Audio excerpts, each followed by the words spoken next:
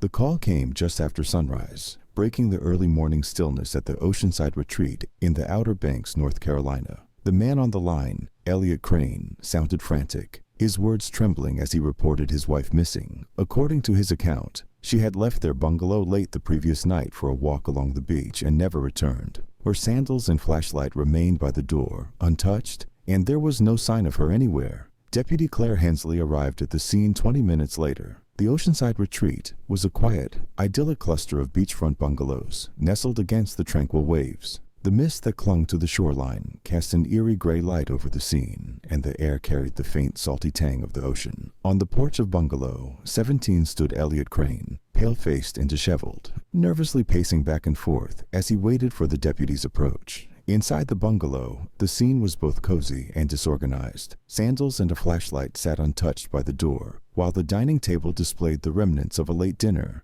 An empty wine bottle, 2 glasses with traces of their contents still lingering, and plates with uneaten food. A sleek camera rested atop a tripod near the large windows. Its lens pointed toward the expansive view of the beach. The lens cap was off as if it had been recently used, but it was unclear what the camera had captured. Elliot claimed that everything had been fine the night before. He and his wife, Luciana Ward, had enjoyed dinner together before she decided to take a walk on the beach to stargaze. He stayed behind, too tired to join her, and went to bed shortly after. When he woke the next morning, her side of the bed was untouched, and she was nowhere to be found. He assumed she must have fallen asleep somewhere on the beach. But when he saw her sandals and flashlight still by the door, worry began to set in. The deputy noted several peculiar details. Luciana's belongings were all in place, despite the cool temperatures outside.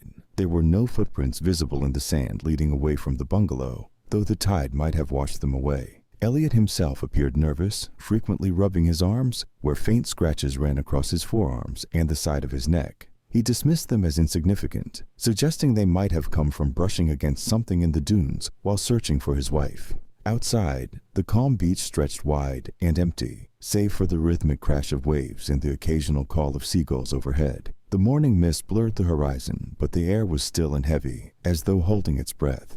A faint track of sand, likely carried in from someone's shoes, led from the bungalow toward the beach, but there were no clear signs of where Luciana might have gone. The first clue came when Deputy Sean Adler, assisting in the search, discovered a torn strip of pale blue fabric caught on a jagged rock near the jetty several hundred yards down the beach. The fabric matched the description of Luciana's dress from the night before. Near the same spot, a faint dark stain marked one of the larger rocks, a possible trace of blood. The find was unsettling, but it didn't provide a clear answer. The area was marked for the forensic team, and the search expanded into the surrounding dunes and along the shore. From her position near the jetty, Hensley glanced back toward the bungalow, where Elliot stood on the porch, his arms crossed tightly over his chest. His expression was difficult to read from this distance, but his body language radiated tension. Back at the bungalow, the deputy continued her inspection. The sand tracked into the room seemed inconsistent with Elliot's story, and the faint scratches on his arms and neck raised further questions. Elliot insisted he had been out searching for Luciana before the authorities arrived,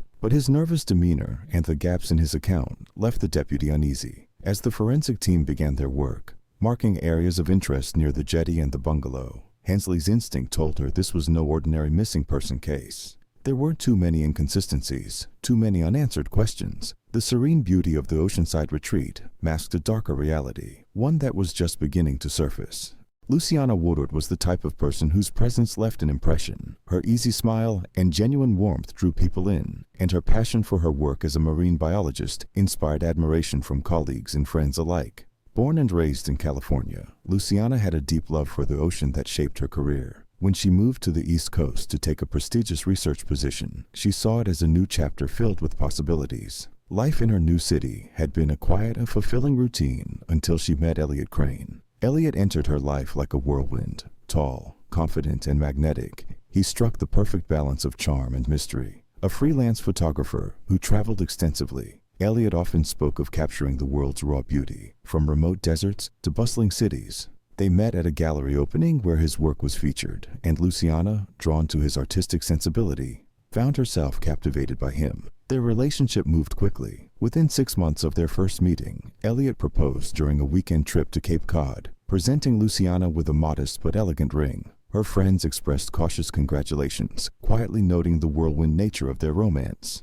A few close confidants raised questions about Elliot's background, but Luciana dismissed their concerns. To her, Elliot was perfect. He shared her love for nature, supported her dreams, and seemed to understand her in a way no one else had. The wedding was small but picturesque, held at a coastal estate with a backdrop of crashing waves and golden sunlight. Friends and family gathered to celebrate what seemed like a union destined for happiness. Elliot charmed everyone, his warm smile and effusive declarations of love silencing any lingering doubts. Luciana beamed as they exchanged vows, convinced she had found her partner for life. But beneath the surface, Elliot's past held secrets he had carefully concealed. As the investigation into Luciana's disappearance deepened, detectives began to piece together a picture of Elliot that contradicted the perfect husband he appeared to be. Financial records revealed that Elliot was drowning in debt, his photography business floundering after a series of failed ventures. While he often boasted about his globe-trotting lifestyle, much of his travel had been funded by credit cards that were now maxed out. Detective Claire Hensley also uncovered troubling details about Elliot's past relationships. He had been married twice before, with both marriages ending under unusual circumstances. His first wife, Erin Calloway, had disappeared shortly after filing for divorce. Citing emotional manipulation and financial exploitation in her petition, Elliot claimed she had left to find herself and cut off contact with everyone. His second wife, Natalie Rivers, had moved to another state after their abrupt separation, refusing to discuss Elliot with anyone. Records showed Elliot had benefited financially from both relationships, gaining access to savings accounts and property. Luciana had been unaware of these details. She believed Elliot's tales of a simple, nomadic life, built on creativity and spontaneity. When he suggested they honeymoon at the remote oceanside retreat, she readily agreed, excited for a romantic getaway to celebrate their new life together. In interviews with Luciana's friends and colleagues, as investigators noted subtle but telling signs that all was not as perfect as it seemed. One co-worker recalled how Luciana had mentioned Elliot's temper, though she downplayed it as stress from his work. A close friend remembered Luciana hesitating before responding to questions about the wedding, as though wrestling with unspoken doubts. Elliot's charm had cast a long shadow, obscuring the cracks in his carefully constructed facade. As Detective Hensley delved deeper into his background, she began to suspect that Luciana's disappearance was not a tragic accident, but the culmination of a meticulously planned act. Forensic teams at the bungalow uncovered further inconsistencies. The wine glasses on the dining table bore fingerprints from both Elliot and Luciana, but only one plate had been used. The camera on the tripod, seemingly out of place in the otherwise cluttered room, contained recent photos of the beach and jetty, taken at night. Hensley also noticed the peculiar way the sand was tracked into the bungalow. The uneven patterns suggested someone had carried a heavy object, their movements careful but deliberate. The more she studied the scene, the more certain she became that the missing woman's story would not have a happy ending. What had begun as a honeymoon full of promise was now a case shrouded in suspicion. The cracks in Elliot's facade were growing, and Hensley knew it was only a matter of time before the truth came to light. The beach, normally a place of tranquility, had become a hive of activity by mid-morning. Officers and forensic teams combed the shoreline, their movements methodical but charged with urgency. The rhythmic crash of waves was no longer soothing. It felt ominous, as though the ocean itself held secrets it wasn't willing to share. The mist that clung to the shore had lifted slightly, revealing the wide expanse of sand and the jagged outline of the jetty where the first clues had been found. Deputy Claire Hensley studied the fabric fluttering on the rocks, its pale blue hue contrasting sharply against the dark, wet surface. The blood stain nearby, faint but undeniable, seemed stubbornly resistant to the ocean's attempts to erase it. Together, these elements told a story of violence, one that likely ended in tragedy, but the specifics of what had transpired remained maddeningly unclear. Further down the beach, a team of officers tracked faint, uneven footprints leading from the bungalow toward the water's edge. The impressions in the sand were disrupted in places, partly erased by the tide, but enough remained to suggest a struggle. The spacing of the prints hinted at someone burdened by something heavy, their steps deliberate, yet unsteady. The trail stopped abruptly, where the sand gave way to rock and open water. As Hensley approached the scene, she noted the way the officers exchanged glances, their silence betraying the grim realization settling over them. Whatever hope they had harbored for a peaceful resolution was quickly fading. A call came over the radio, breaking the tense quiet. Officer Adler had discovered something buried near the dunes, partially obscured by the shifting sand. Hensley made her way to the site,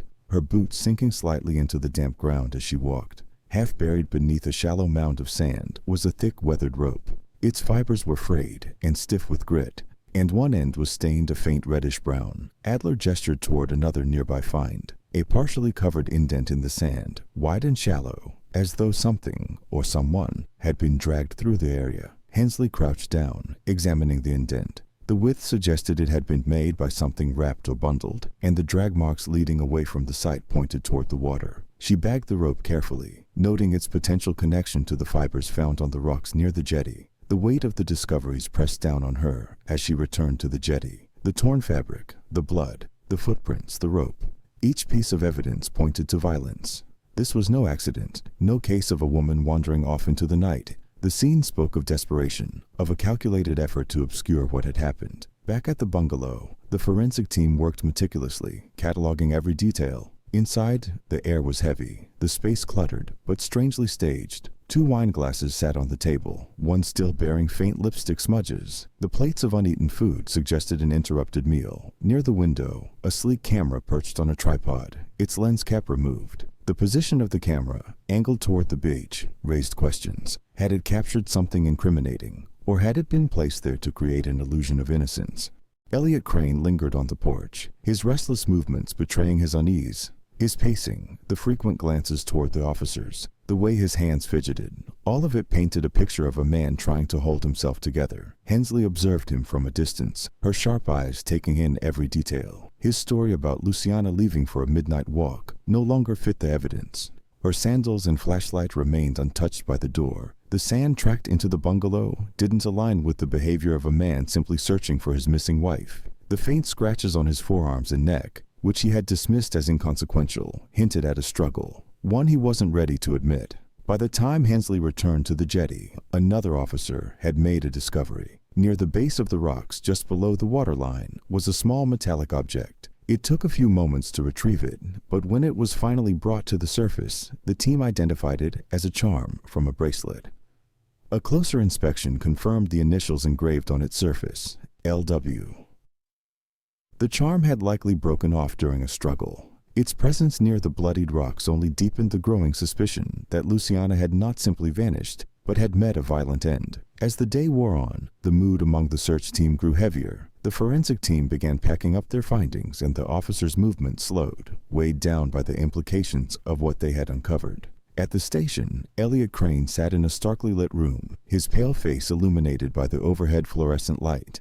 He kept his hands clasped tightly in his lap, his fingers twitching occasionally, as though they had a mind of their own. His breathing was shallow, his composure slipping further with each passing moment. The evidence collected from the beach, the bungalow, and the jetty painted a damning picture. The torn fabric, the blood, the rope, the footprints, the charm, all of it pointed toward violence, toward a calculated effort to hide what had been done. As investigators pieced together the puzzle, the idyllic facade of the oceanside retreat began to crumble, revealing a far darker reality beneath.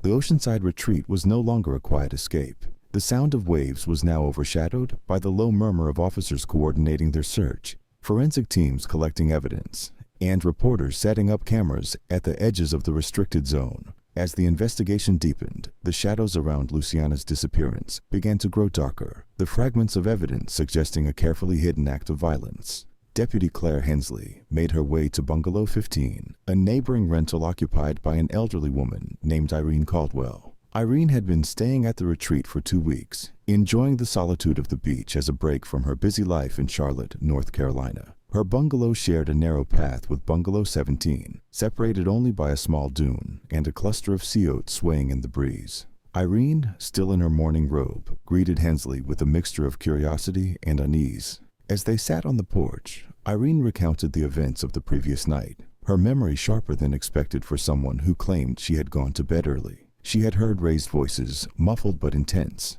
coming from the direction of Bungalow 17 sometime around midnight. It wasn't uncommon for couples to argue, but this sounded different, more urgent, more strained. Irene hadn't paid much attention at first, dismissing it as a lover's quarrel, but the noise escalated, culminating in a loud thud that jolted her awake. It was a sound she couldn't quite place, like something heavy being dropped.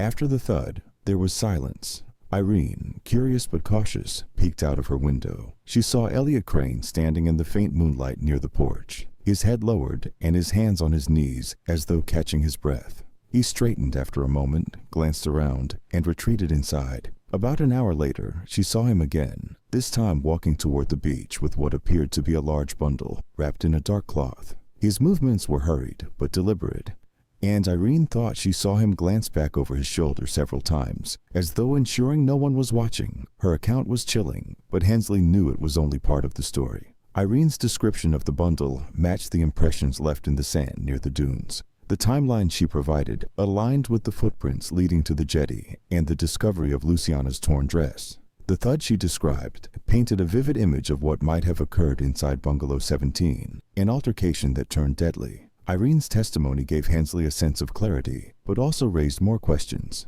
If Elliot had been seen carrying a bundle toward the beach, what had he been planning? The discovery of the rope and the evidence of dragging suggested an attempt to dispose of Luciana's body in the ocean, but something had gone wrong. The rising tide might have disrupted his plan, forcing him to abandon the effort. Back at the station, Hensley reviewed the timeline, piecing together the sequence of events. The evidence began to coalesce into a grim narrative. Luciana and Elliot had likely argued inside the bungalow, the fight escalating until Elliot lashed out.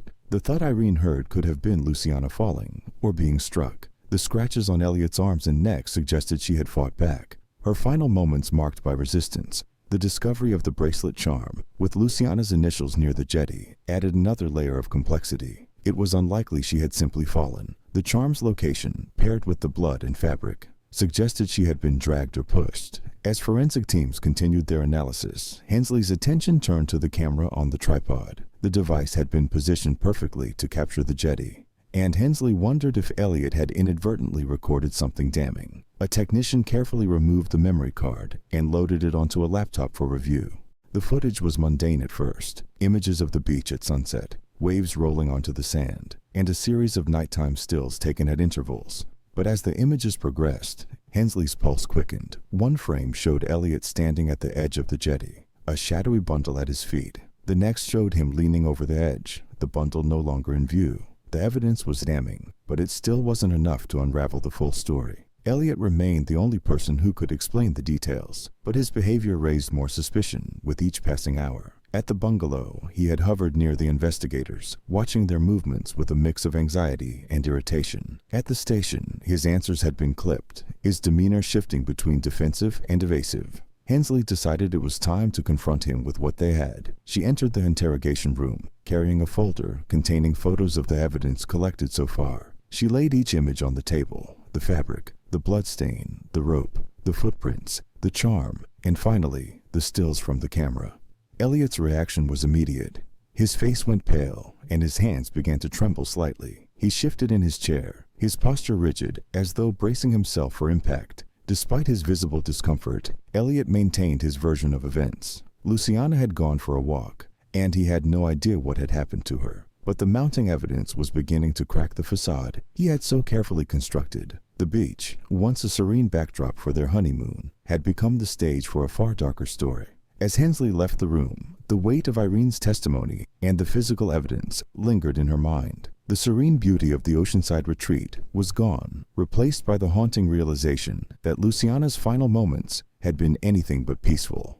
The investigation into Luciana Ward's disappearance shifted into high gear as the pieces of evidence continued to mount, painting a disturbing picture of what might have occurred on that fateful night. Detective Claire Hensley, now spearheading the case, felt the weight of the mounting clues, pulling her toward a grim conclusion. Every new detail seemed to expose another layer of deceit, another strand in a web Elliot Crane had woven with expert precision. Back at the station, the forensics team presented their findings. The rope discovered near the dunes contained fibers matching those found on the torn fabric at the jetty. Blood collected from the rocks near the waterline was confirmed to belong to Luciana. The torn piece of her dress, stained and frayed, indicated a violent struggle before her apparent fall. Each discovery tightened the noose around Elliot, yet his story remained unchanged. He continued to insist that Luciana had simply gone for a walk and vanished into the night. But the evidence began to speak louder than his words. Investigators traced Elliot's recent financial activities, uncovering significant red flags.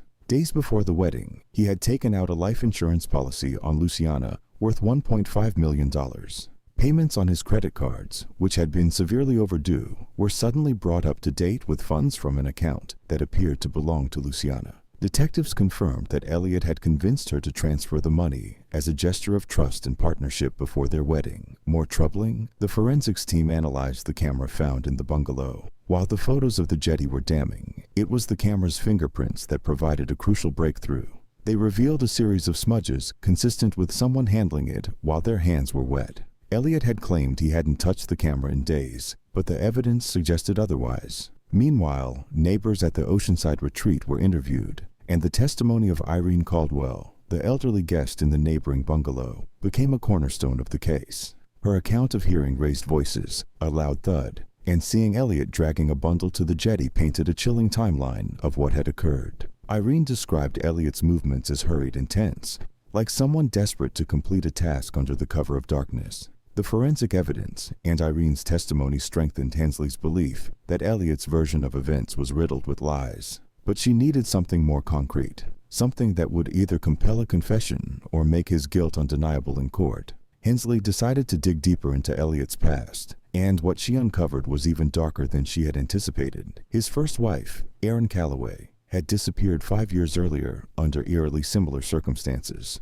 Erin's family had reported her missing after Elliot claimed she had left him unexpectedly during a hiking trip in Montana. Her body was never found, and no charges were filed against him due to a lack of evidence. Investigators at the time noted his cooperative demeanor and lack of any direct ties to foul play, though financial records later showed he had emptied Erin's accounts shortly after her disappearance. His second wife, Natalie Rivers, had filed for divorce less than a year into their marriage, citing emotional and financial abuse. While Natalie survived her ordeal, she had gone into hiding after their separation, refusing to discuss the details of her marriage publicly. When contacted by detectives, Natalie declined to speak on record, but revealed that Elliot had been controlling and manipulative, pushing her to sign over assets to help his business. She recalled his temper and the chilling threat he had made when she refused. "You don't want to end up like Erin." Hensley realized that Luciana might have been another chapter in Elliot's pattern. With 2 previous marriages leaving a trail of manipulation and suspicion, it seemed Elliot had perfected his methods. Luciana's inheritance and wealth had likely been his primary target,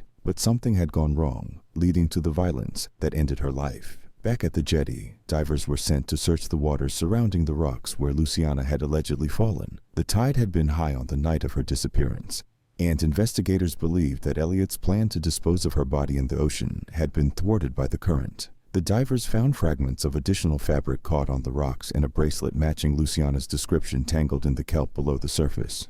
The positioning of these items indicated they hadn't simply drifted there, they had been dragged. Meanwhile, Elliot's behavior at the station grew increasingly erratic. His initial confidence began to waver as the weight of the evidence pressed against him. Surveillance footage from a nearby gas station revealed him purchasing rope, duct tape, and gloves 2 days before the honeymoon, items he had conveniently failed to mention in his statements. As these discoveries were presented to him during questioning, Elliot became defensive, his calm demeanor giving way to frustration and anger. He accused investigators of targeting him unfairly, claiming the evidence was circumstantial, but his carefully constructed mask was beginning to crumble. Hensley knew it was only a matter of time before the pressure broke him. Armed with the timeline pieced together from Irene's testimony, forensic evidence, and financial records, she prepared for another round of questioning. Her goal was clear: to force Elliot to confront the truth, piece by piece, until there was no escape from the reality he had tried so desperately to conceal. The case was no longer about a missing woman.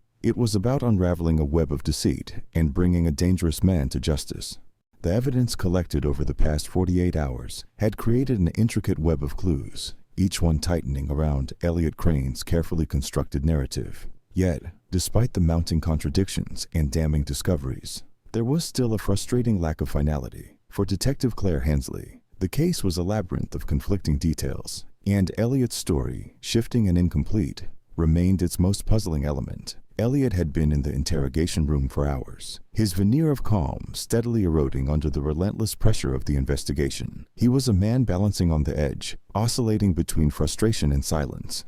The folder of evidence sitting on the table between them was a silent reminder of the weight stacked against him. Hensley watched him closely, her years of experience allowing her to see through the rehearsed expressions of disbelief and indignation. Outside the interrogation room, the team continued working. Forensic results from the rope found near the dunes had come back. Luciana Ward's blood and fibers from her clothing were a match. The discovery was critical, providing a direct link between the object and the victim, but its placement raised additional questions. Why had Elliot left the rope partially buried in the sand rather than disposing of it in the water? Was it an oversight in the heat of the moment? Or had he planned to return and finish what he started? Nearby, another officer reviewed the images retrieved from the camera in the bungalow. The progression of the photos was ordinary at first. Pictures of sunsets, playful candid shots of Luciana, and atmospheric frames of the retreat's beach at dusk. Then, as the sequence reached the night of her disappearance, the tone shifted. A series of stills showed the empty jetty under moonlight, followed by a silhouette unmistakably belonging to Elliot.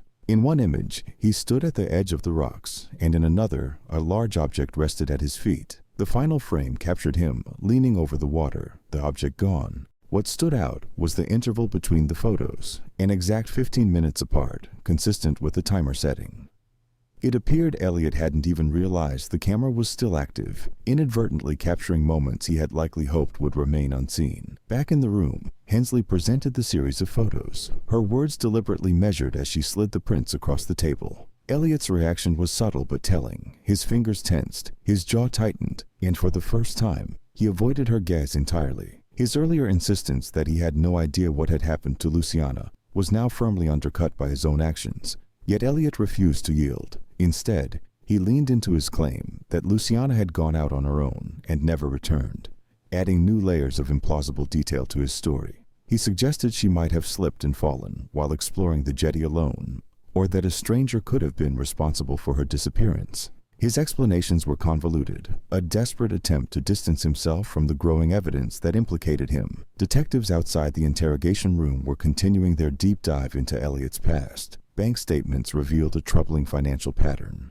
Elliot had been living far beyond his means for years, relying on short-term loans and credit card debt to fund his extravagant lifestyle. Payments on his accounts had an abrupt shift shortly after his wedding to Luciana, with significant sums transferred from her accounts to his. The timing aligned perfectly with the life insurance policy he had taken out on her, a glaring red flag that underscored the premeditated nature of his actions. But even as the financial details painted a picture of motive, they didn't explain the specifics of what had happened on the night Luciana disappeared. The rope, the blood, the footprints, each clue told part of the story.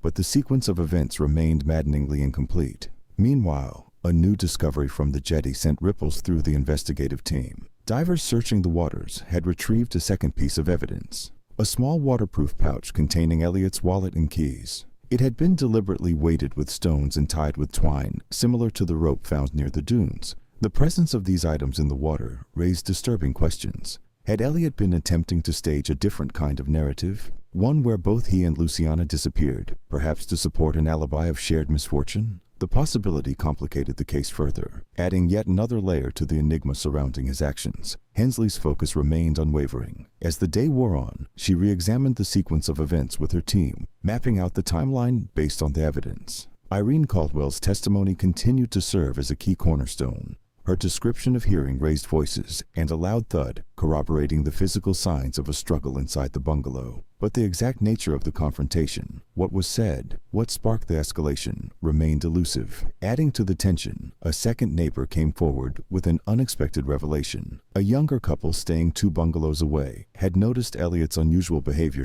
earlier in the week. The wife recalled seeing him pacing on the beach at odd hours, often muttering to himself or gesturing as though rehearsing something. Her husband noted that Elliot had been overly friendly during their brief conversations, asking intrusive questions about their stay and their plans for exploring the area. This testimony, though circumstantial, added a psychological dimension to the case. Elliot's behavior suggested a man preoccupied with something far beyond the ordinary concerns of a honeymoon. It hinted at planning, at an internal struggle that predated Luciana's disappearance. As night fell, Hensley stood at the edge of the jetty, staring into the dark expanse of water. The case felt like a tide pulling her in every direction, each wave of evidence revealing new possibilities while obscuring others. The rope, the blood, the buried wallet, the fractured stories, all of it pointed to Elliot. Yet the precise sequence of events remained elusive. For now, she held on to one certainty. The truth would surface, no matter how deeply it was buried. The courtroom was silent, except for the soft hum of the ceiling fans. Elliot Crane sat at the defense table, his once polished demeanor now replaced by a gaunt, weary appearance. His suit hung loosely on him, and his hollow eyes betrayed the toll of months spent in custody. Across the room, Luciana Ward's family sat together, their faces a mixture of grief and resolve. They had come for justice, and as the trial entered its final phase, it was clear they wouldn't leave without it. Detective Claire Hensley had spent months preparing for this moment. The evidence painstakingly collected from the jetty, the dunes, and the bungalow had been presented with surgical precision. Each photo, each piece of forensic data, and every witness statement formed a narrative that was as compelling as it was damning. Hensley knew the strength of the case, but as she sat in the gallery, she also understood the gravity of what had been lost. No trial, no verdict could ever bring Luciana back. The prosecution's case had systematically dismantled Elliot's story. They began with the timeline, using Irene Caldwell's testimony to anchor the night's events. Irene's account of the raised voices, the thud, and Elliot's midnight trek to the jetty painted a vivid picture of a man staging a crime scene under the cover of darkness. Forensic experts detailed their discoveries. Blood on the rocks near the jetty matched Luciana's DNA, while the rope fibers found at the dunes corresponded with strands on her torn dress. The most damning piece of evidence, however, was the camera footage. The sequence of stills showing Elliot at the jetty, standing over the dark bundle, and then leaning over the edge, left little room for doubt. Elliot's financial records revealed a clear motive. The life insurance policy, taken out just weeks before the wedding, combined with significant transfers from Luciana's account to his, painted a chilling picture of premeditation. The jury listened intently as the prosecution outlined how Elliot had used charm and manipulation to ensnare Luciana, leveraging her trust and wealth to escape his spiraling debts. Elliot's defense had relied on the argument that Luciana's death was an accident, a tragic fall during an argument. His attorneys painted him as a grieving husband who had made poor decisions in the panic of the moment.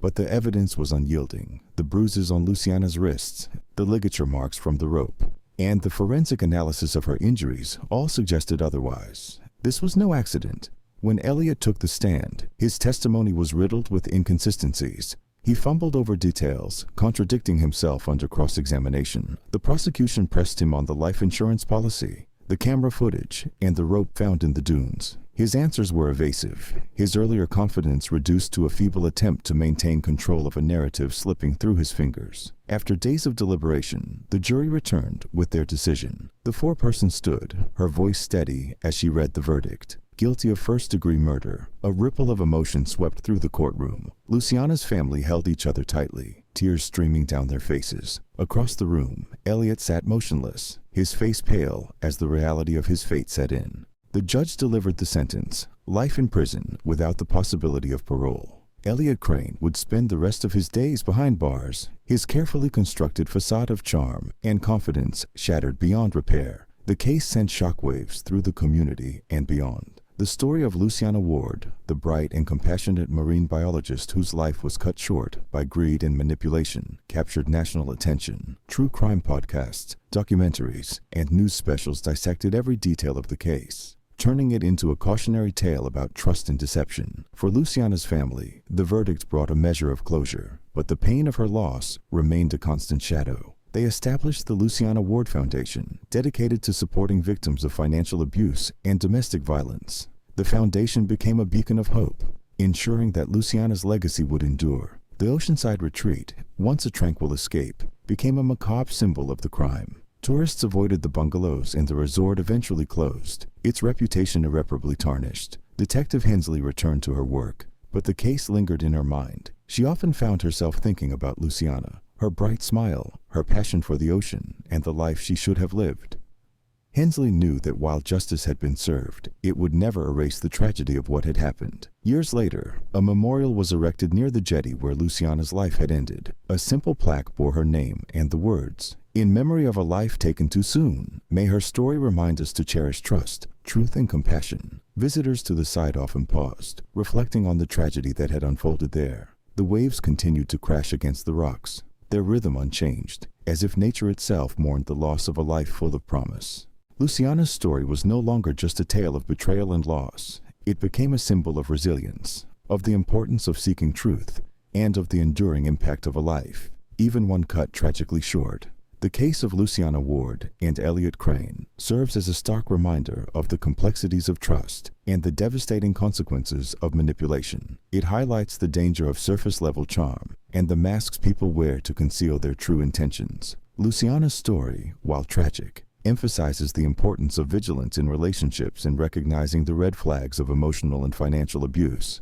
This case also underscores the need for systemic change. Luciana's death exposed gaps in how society addresses financial abuse, particularly when it's entangled with emotional manipulation. Her story inspired discussions about the importance of thorough background checks, stronger legal protections for vulnerable individuals, and increased awareness of the subtle forms of coercion that often precede violence. On a broader scale, Luciana's life and legacy challenge us to look beyond the superficial. Her kindness, passion for marine conservation, and commitment to making the world a better place serve as a beacon of what it means to live authentically. Her family's efforts to establish the Luciana Ward Foundation offer hope and resources to those in similar situations, ensuring that her life was not in vain. Ultimately, Luciana's story teaches us that while evil may thrive in secrecy, truth and justice have the power to bring it to light. It is a call to cherish integrity, to build genuine connections, and to advocate for those who cannot advocate for themselves. The waves may have taken her, but her memory continues to ripple through the lives she touched,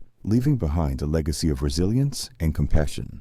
The story has been edited to ensure personal privacy and security regarding names and locations. Thanks for watching. If you like the video, don't forget to subscribe to see the latest and most thrilling family crime stories.